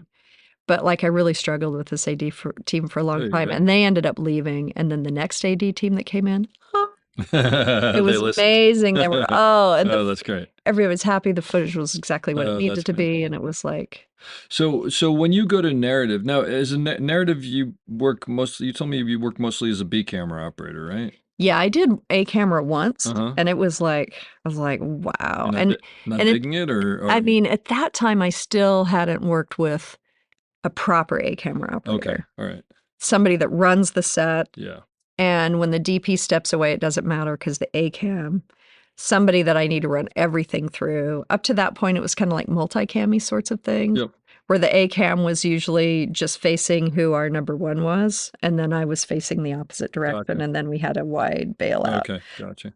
And so the first time I was an A camera and actually leading it and choosing who's going to do what shots, and it was all strength and weakness sort of thing. Yeah, like, same. Yeah. And they had 3 cameras on every scene. It was shot kind of like a sitcom, kind of like a multicam. So we were cross shooting. It was not directional at all. Okay. So we had our steady was always our wide, and then we were cross shooting. But just to figure all that out, and then to guide people, and when somebody was struggling with coverage, that it's now on me to help them get better. Yeah. And it's all handheld, and it's like, I can balance your camera for you. That's what you're struggling with. And they're like, but I don't want it balanced. I want the handles on the front. I want it front heavy. I want a big monitor in front of my face so it blocks me from seeing the set. Oh, geez. And I'm like, but if you just listen to me. Trust me, I know what I'm just trust me. And they were just so resistant. And that's one of my weaknesses, people who are resistant. Okay. Having sit-down conversations with people. This is what I need from you. Yep. I know this is what you want to do, but I want you to do this instead. Well, and also, by the way, in that situation, it's look, you can do this any way you want, but the way that you're doing is not working, and we need it to work, so you've got to try different. Yeah. But it's not easy. Before then, it's like, oh, the DP takes care of all that stuff. Not necessarily. No, it depends on the show. I mean, it depends on the show. But when you're, question that I was wondering was when you're, and the reason I was asking it this way was when you are a B camera, which I think you told me you've done more B camera than A camera. I love B camera. Yeah. I love it. Is it weird? Is it weird? Because when you're doing, road rules and the real world and all these things, it sounds like everybody's A camera. Well, yeah, and you're constantly making decisions, and you're thinking about the cut, and you're doing this and you're doing that. And it seems like when you're B camera, it's a little bit more like the slice of the pie that you're controlling has come down much smaller, and it's very like you have to work within the A camera parameter, and it is narrative, so it's rehearsed. Is that It's the wrong word, but is that boring? Just because there's so much less that you have to, or is that refreshing because it's just like, oh, I can just finesse this little piece of I it? like it because I just finesse my thing. Okay. And I as a B camera operator working on Mayans, I would be B, sometimes C, and the A camera operator, amazing. Who's the camera operator? The A camera operator is Michael Pierce. Everybody Okay. calls him Pierce. Okay. I think he's from Australia. All right. He's got the easy rig, he's got the ZG, he's got the hand, he's got all the things, Uh-huh. but he's super physically fit. So he can wield that Venice with a Cook Anamorphics Yeah. like it's an iPhone. Yeah.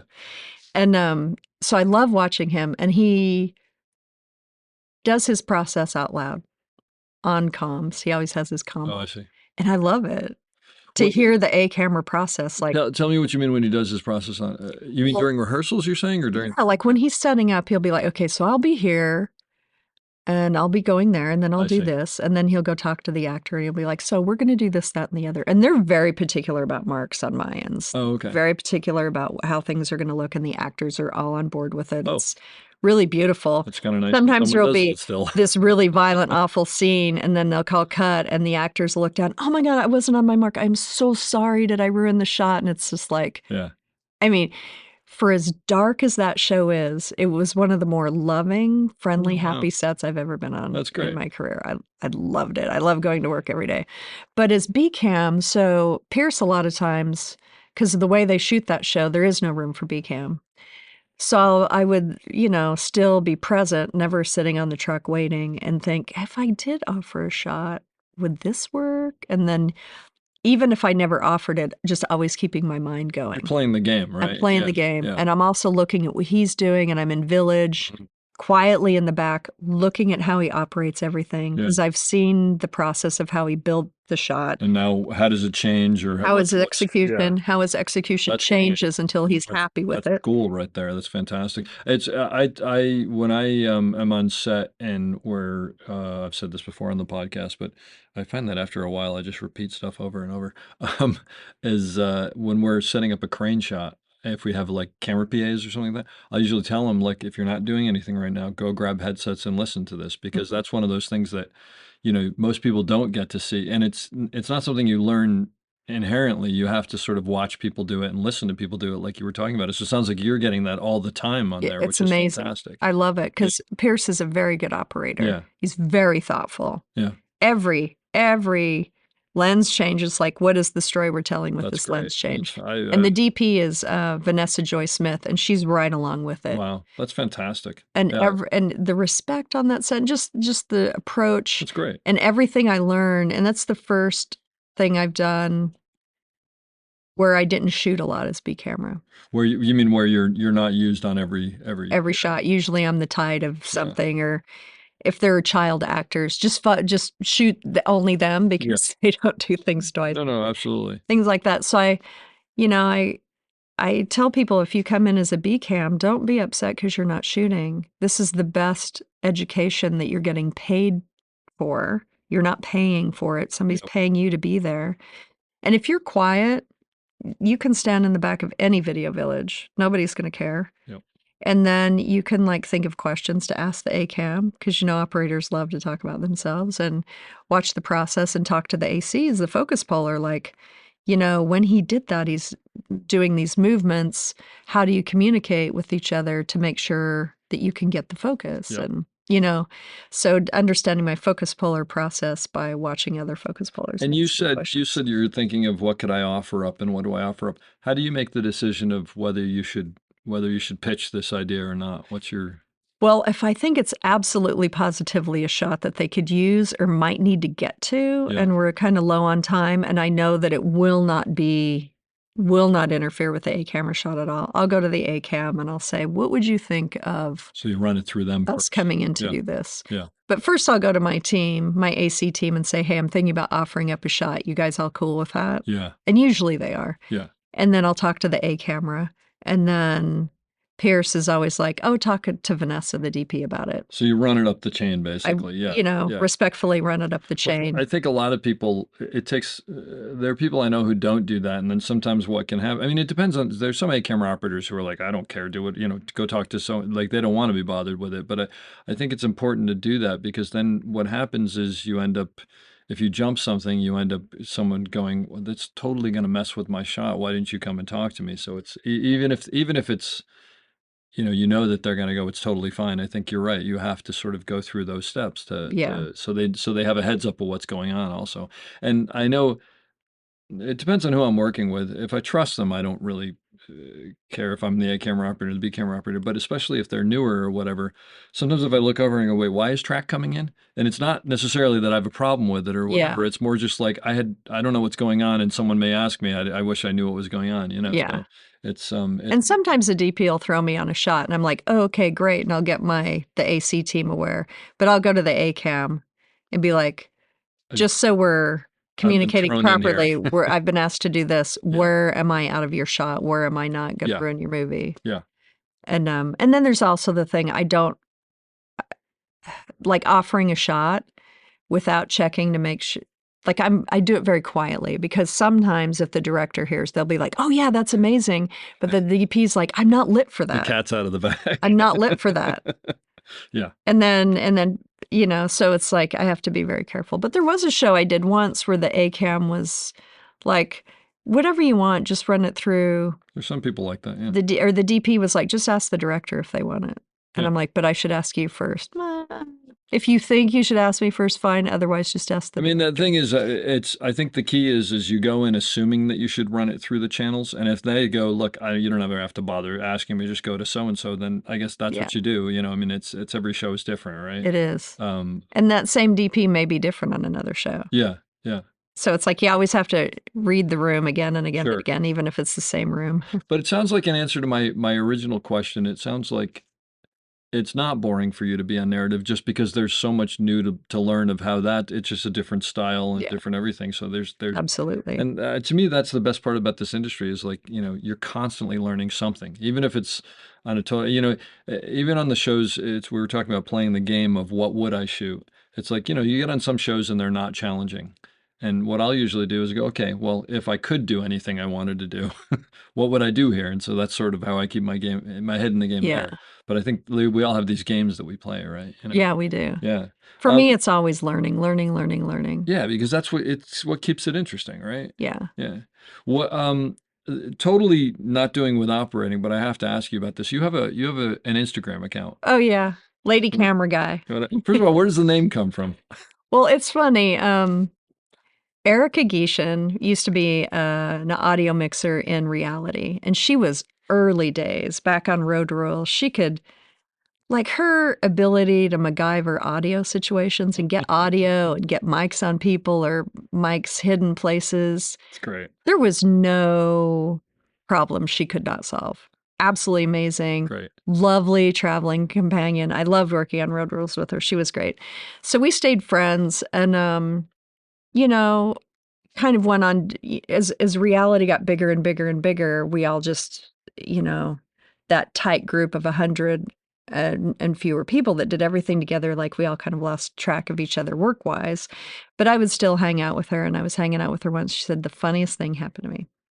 She was on some cooking competition show, and there were these two Italian brothers that came in, and she said their shirts were like starched, noisy, they had hair on their chest, they had chains, and she was A2ing on this one. And what's A2ing? A2 is the audio person that puts mics on people. I see. So this is like her nightmare. I mean, she's just like, there is not a thing about this that's going to be easy. That's great. And so she's like, hey, I'm here to put a mic on you. And he's like, what do you mean put a mic on me? And she said, they have these total thick Italian accents. And she's like, well, I'm with the audio department. I'm going to mic you up because you're going to go in this cooking segment. And he's like, hey, Vito, come over here. And he's like, what is it? He's like, look, it's a lady audio guy. And they were both just stunned and amazed that Oh, that's great. they had never worked with a woman in the audio Yeah. department before. Their minds were blown, and all day it was like, "Hey, lady audio guy!" And I just thought it was so It's hilarious. fantastic. It's even better. I mean, I always thought it was funny, but it's even better now that story's I behind it. know, So you and I'm became like, a lady "Dude, I camera need to be guy. lady camera Yeah. guy." And this was, I don't know, 15 years ago or so. Yeah. Okay. And so I just started signing emails and whatever, lady camera guy. Okay. Gretchen Warthen, lady camera guy. Yeah. And so it was just this funny thing. And then 6 years ago, I was on a show with this Steadicam operator, Jessica Lopez, who is very into social media presence. Yes. Yeah. And she's like, "You don't have an Instagram?" And I'm like, "No, why would I want I mean, I have a personal Instagram." She's like, "No, a professional Instagram that just shows you operating. It's public. Yeah. It's where you promote and brand yourself so that people can see you." And I'm like, I don't know. I felt really awkward about it. And she's like, "No, no, no, you need to do it. You need to do it." And so she encouraged me, and we set up lady, and she's like, "What are you going to call it?" And I'm like, "I got to call it Lady Camera Guy because that's how I sign everything." Yeah. So Lady Camera Guy was born, and I started putting up some pictures of myself, but pictures of other people that were friends of mine. And then shortly after that, I was on a documentary in South Africa, and we were on this, it was about women in the poaching war and how the way women look at problem solving is different than men. Yeah. And it's been a situation that men have been trying to solve, but now that women are involved, and it was this area in South Africa specifically, it's changing the way poaching's being handled, and they're having some pretty good progress with it. Yeah. It's funny, when I was looking up what you've done, I came across that and I thought, oh, I got to watch this. This looks fascinating. It was amazing. Like, one of the simple things that people don't understand is a lot of these preserves were created and the tribes that live there were pushed off of them. Yeah. And when your ancestors have been in the same crook of the river for centuries, and then you're pushed off, you can't just go live somewhere else because that's somebody else's tribal land. Absolutely. Yeah. So then these people end up in cities and they have no skills. A lot of them are illiterate, and they struggle, and it's just bad. And so you've got that. And then you've got the fact that a lot of local people are so poor, they cannot afford to take a safari. Mm-hmm. And sometimes you can do your own safari, but you have to have a car. And a lot of these people can't afford a car. So all of a sudden you have, or not all of a sudden, over time, you have big game animals that are being protected, that these parks are making a ton of money off of. Yeah. And they're white people. And you have the local people that have been displaced that can't even go see those animals anymore. Sure. And resentment builds. And then there's the lure of the poacher of going in and getting back what is rightfully Wow. the people's. Wow. So this one woman's idea was, in this grade school, every quarter, they do a project. It's an art project. They draw their favorite animals. They read about them. They learn about them. And a lot of these kids have never seen a cheetah, never seen a lion, because they don't run wild. They're Sure. on the reserves. Yeah. And they can't get on the reserves because they don't have the money. Yeah. Yeah. No money, no access. Yeah. So they don't care. They don't resonate with these animals. It has nothing to do with them. They're just pictures of Oh, books. interesting. Yeah. So they do these art projects. They learn about them. And then they get them on a bus and they take them on safari. Yeah. So these kids are going on safari 2 or 3 times a year. They're seeing the animals. They're becoming connected. They're understanding why conservation is important. And then when they get old enough, this woman is working with them, then getting paying jobs working. In the refuge. Wow. That's So amazing. now they have Yeah. the connection. Well, so it becomes something, it's a connection, and it gives back to the community as opposed to just taking from the community. Yes. That's So incredible. it's like the women's perspective. And so it was a very fascinating doc. Yeah. And we were at this rhino, this hidden, we had to have our phones off, tracking everything, at this preserve, and I broke my ankle. Oh, geez. In the Luckily, middle of nowhere. it sounds like. kind of in the middle of nowhere, but luckily it was at the end of the day. And so I had to come home, and there's this kind of thing in production. If you're injured, then you're all of a sudden a liability. And a lot of times people that are injured, it's like, well, should we hire them? Did they recover from their injury? Especially in reality, we're so handheld and so yeah. physical. Yeah. So I just went off Should the we radar. try it? Yeah. I went off the radar. I was at home. I had back when Movie Pass was around, I was doing a movie every day at the movie theater with my broken ankle up. Yeah. And, but I was just out of I was just, not working, not doing anything. And so I spent a lot of time on Instagram and a lot of time on Google. And I started finding other women operators and that were doing interesting things or that I felt were inspiring. And I'm like, oh, she's cool. Yeah. So then I started posting women I didn't know about. Mm-hmm. And, at first it was just a post a day. And then after a while, as I followed more women and more women started getting on Instagram, and everything I follow is a public account so that I can repost it. Yeah. I don't like to use the word hate. I don't like it when I follow somebody with a private account and they have such great content, Because you can't. but they won't make it public, even though it's only work related. Yep. And it's something that's kind of unique to women. I've never met a guy operator that has an Instagram account that's private. Oh, They're all wow. public. I didn't even know there was a private or public. Yeah. That's what I know. Yeah. Yeah. So I just, continue to post and about at the SOC Awards this last year, I was talking to Rocker Meadows and he was telling me about all these different organizations that do stuff for women, minorities, people who don't have the financial ability to like go to film school or people who are struggling to get on sets, all these different organizations that he's working with to help people get educated and mentored and on set. Mm-hmm.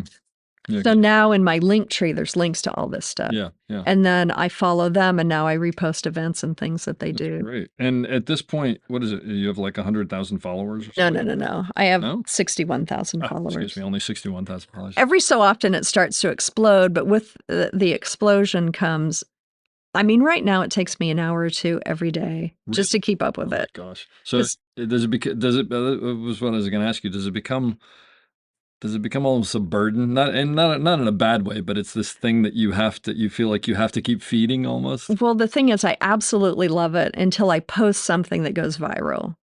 Then it becomes hard because then I get a lot of people commenting and sometimes it's inappropriate.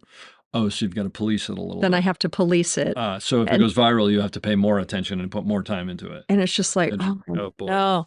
And so, but that's when I gain more followers. No, it's a double-edged sword. But. So it is this double-edged sword. And I did a thing with the SOC last spring where it was like we did a women operator panel and it was women from all different genres, all different. Is this the thing in Vegas? The thing in Vegas. I was teaching the other course there. That's right. We saw each other there. When you were doing cranes, we were doing the panel. Yep. And then the next day we were doing handheld all day. Yeah, that's right. So I was posting things from there, like these women doing different things. Yep. And man, this guy got on there about the last thing I need to see is women and minorities. And oh, God. The way you're holding that camera, you have no business on a set. But the thing is, it's training. These people are new. Yeah. And it was just all this awful stuff about women and minorities like, and you should women's places in the home. I restricted him right away. Yeah, sure. The first comment, I can't remember what it was. And I wrote this really nice reply because I was like, is this a hater or is this somebody with a legitimate question and they don't understand what we're doing?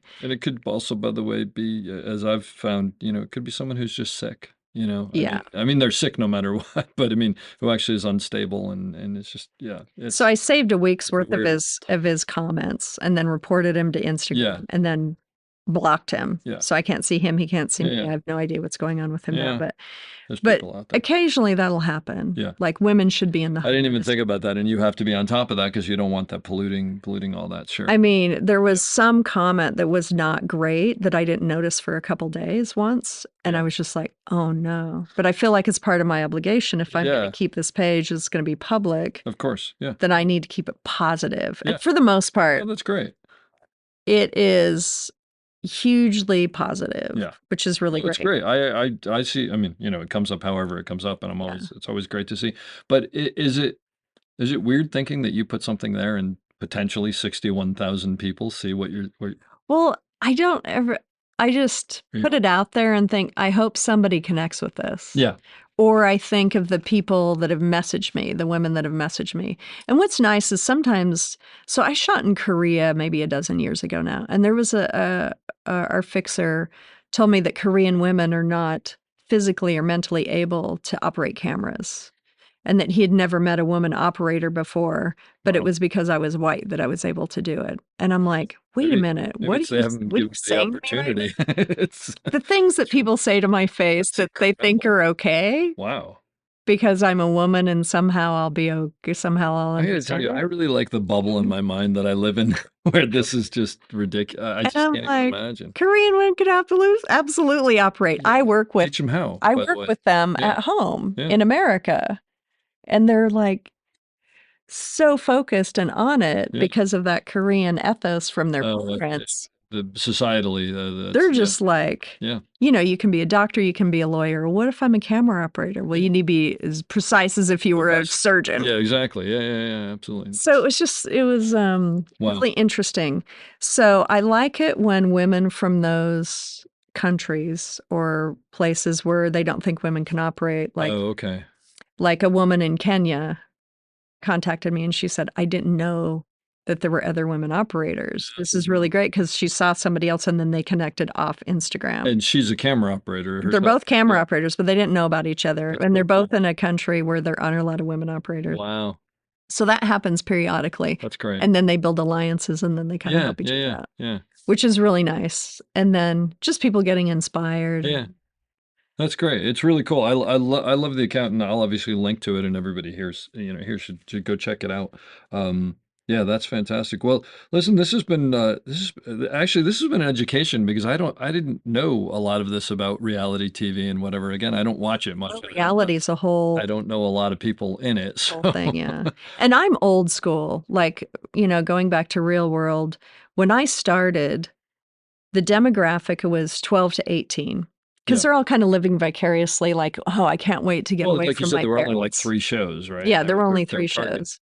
And they're like, I can't wait to get away from my parents, which is what Real World and Road Rules is about. Yeah. The idea of I'm going to go on a road trip with my friends, or I'm going to move into some place and I have to have a lot of roommates because I'm broke, because I'm just out of high Yeah. school.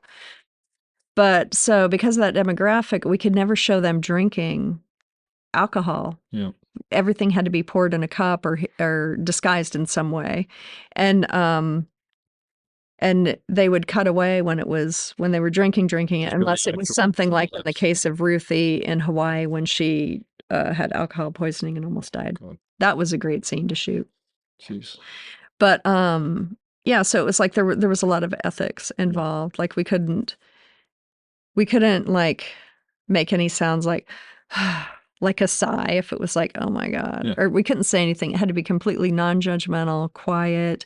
In interview, the person who was doing interview could never tip their hand to some other storyline we were following if this cast member didn't know about it. Sure. It was very hands-off. Yeah. It was just about guiding them on this journey to becoming their authentic selves. It's amazing. It wasn't about goosing them to fight with each other. To create a story, yeah. So I came from a period that was very ethical and very respectful of their environment. And we would never go in the refrigerator and make a sandwich, for example, or other things that now seem to be okay.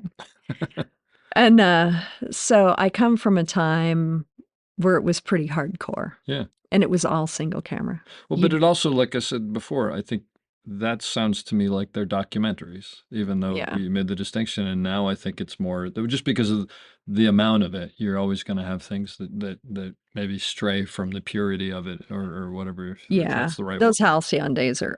Yeah.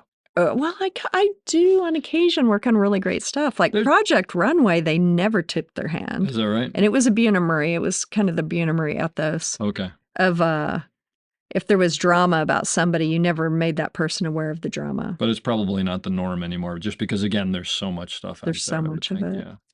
But, yeah. I think I came up at the best time. Is there, I'll ask you this. I usually ask this as a final question is, what would you offer up-and-coming camera operators? And maybe you want to say specifically to women camera operators, but I'll let you choose that. And or what do you wish you knew then that you know now? What lessons have you learned that can help younger people? Wow, that's 6 hours worth. Yeah, you don't have to hit all of it, but what do you want to throw out? This is your time to throw it out there. So for operators just starting out, just say yes to stuff. this whole thing of like, don't work unless you're getting paid. It's like, how are you getting paid? Is it just money?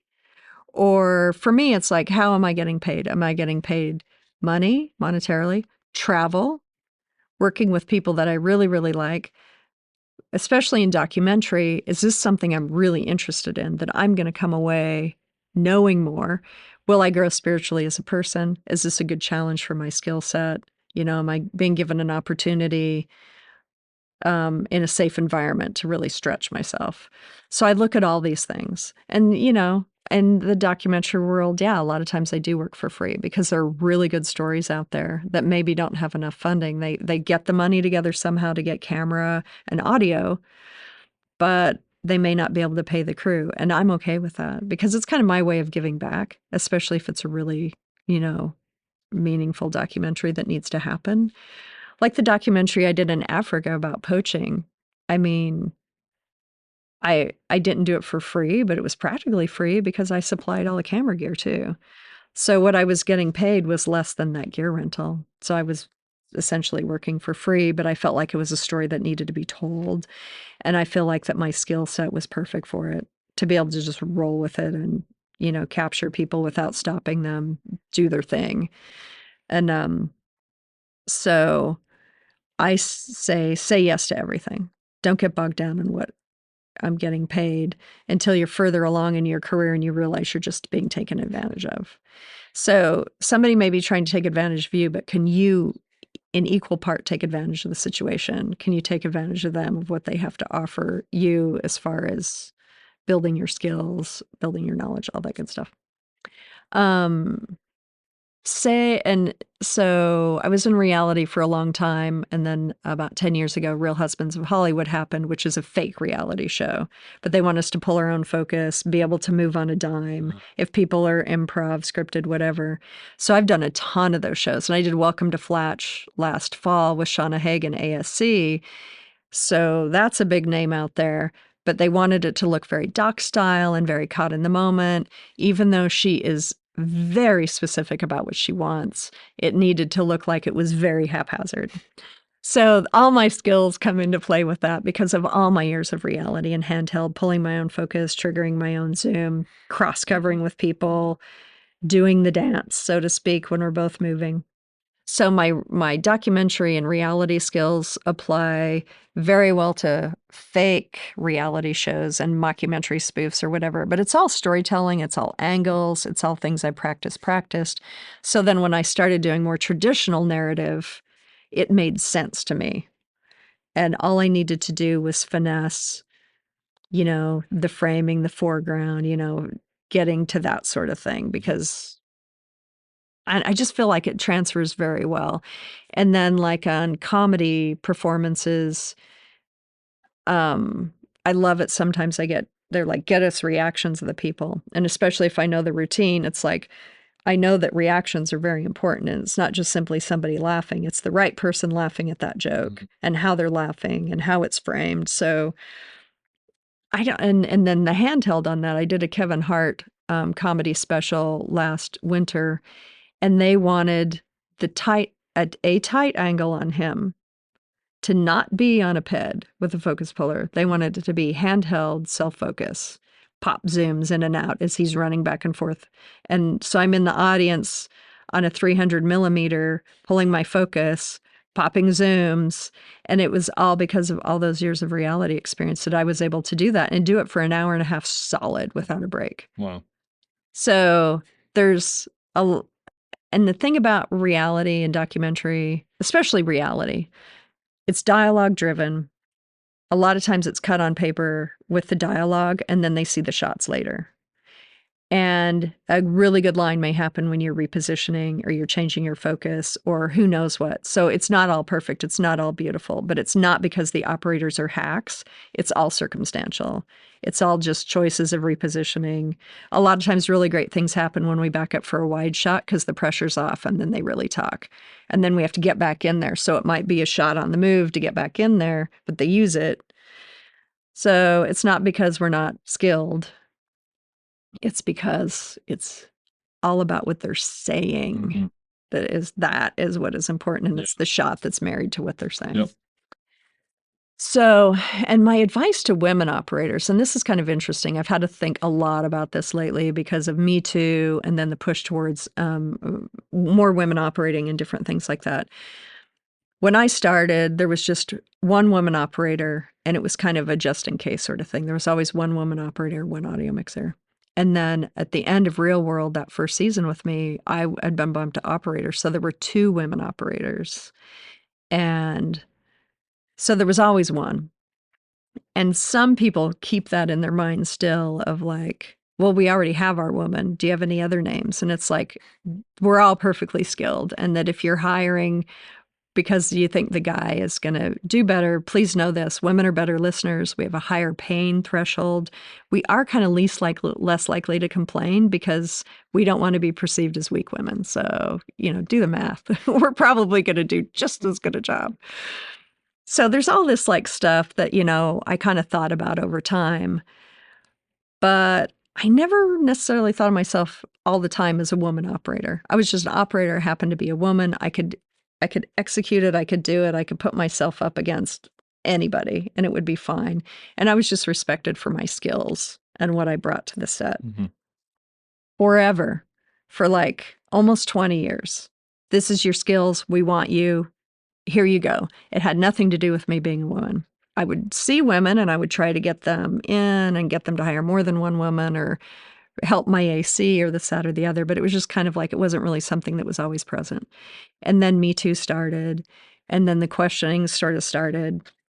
And I became really conscious that I was a woman as an operator. And then all of a sudden, I had to start quite often validating my existence. Wow, it's so easy for you to get jobs now because you're a woman.